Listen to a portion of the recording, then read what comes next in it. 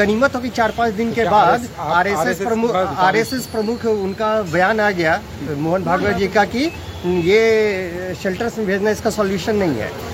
तो ये जो है, और 30 जून को आज से जस्ट 2 महीने पहले देश की राष्ट्रपति कह रही हैं कि इनको जानवर तो छोड़ो, आवारा तो बहुत दूर की बात है, पशु भी नहीं, जीवन धन कहो। राष्ट्रपति का बयान आ रहा है कि जीवन धन कहो, और आप उसको कह रहे हो आवारा।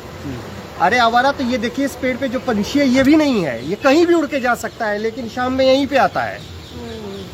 ये परिंदे के लिए तो कोई सीमा नहीं है, ये भी आवारा नहीं है। ये जहाँ जन्म लेता है, ये कुत्ता भूख भय मार दुत्कार सब सहते हुए वो कुत्ता वहीं रहता है, लेकिन इंसान आवारा हो जाता है। मानव तन पाना अलग बात है, मानव बन जाना अलग बात है। तो आपका कहना है कि आरएसएस के हाथों से निकल चुकी भाजपा नहीं मान रही बात अब?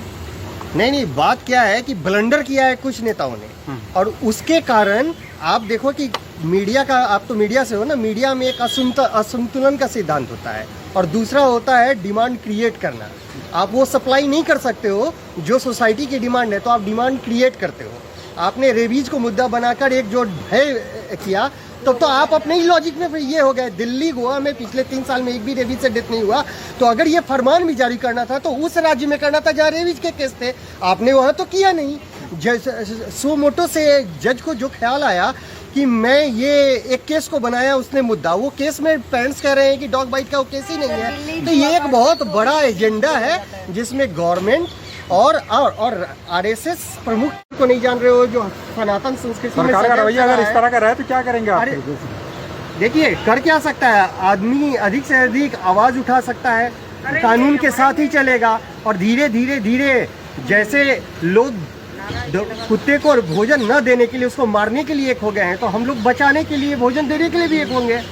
हम तो एक हो के आवाज ही उठा सकते हैं ना।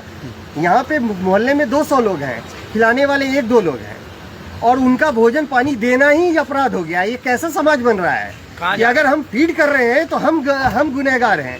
आज अगर ये फीडर्स नहीं होंगे ना, तो ये डॉग बाइट के केस और ये एग्रेसिव कुत्तों के ये 1000 टाइम्स ज़्यादा बढ़ जाएंगे।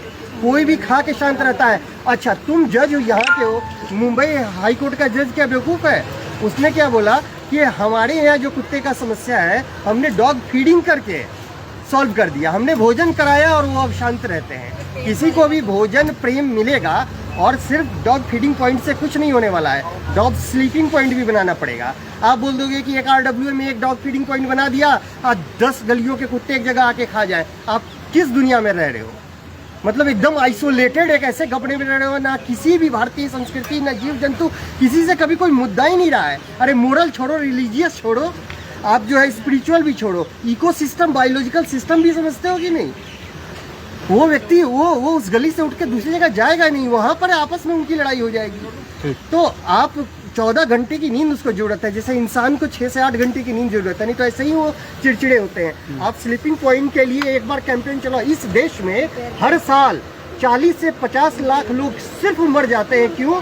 क्योंकि उनको ब्लड डोनर्स नहीं मिल पाते हैं टाइम पे। 150 करोड़ की आबादी, जिसमें अगर हेल्दी एडल्ट्स होंगे तो 50 करोड़ से ज़्यादा, 100 में एक आदमी भी अगर ब्लड डोनेट करे, इस देश में एक भी मौत नहीं होगी due to lack of blood donor. आपको ये नहीं दिख रहा है? विश्व की सबसे प्रदूषित राजधानी, सारे कैपिटल्स दिल्ली, प्रदूषण के गाइडलाइन नहीं मानने के कारण 17 से 22 लाख लोग हर साल मर रहे हैं, और आप कुत्ते को जो है बंद करने की तरफ देख रहे हैं। 40 से 50 हज़ार रेप हो रहे हैं, एक्सीडेंट 17 से 20 लाख हर साल हो रहा है। और आप तो क्या मीडिया कभी, ये पेड़ तो किसी को नहीं काट रहा है, ऑक्सीजन दे रहा है, आप पेड़ को क्यों काट रहे हो? जंगल क्यों काट रहे हो? ये बताओ ना। कुत्ता तो आपको काट रहा है, पेड़ क्यों काट रहे हो? आप नदी समंदर सब गंदा कर रहे हो, आकाश वायु सब प्रदूषित है। दुनिया के सबसे प्रदूषित शहरों में से दिल्ली, गुड़गांव, नोएडा, गाजियाबाद, लूनी, ये सब आ गए हैं।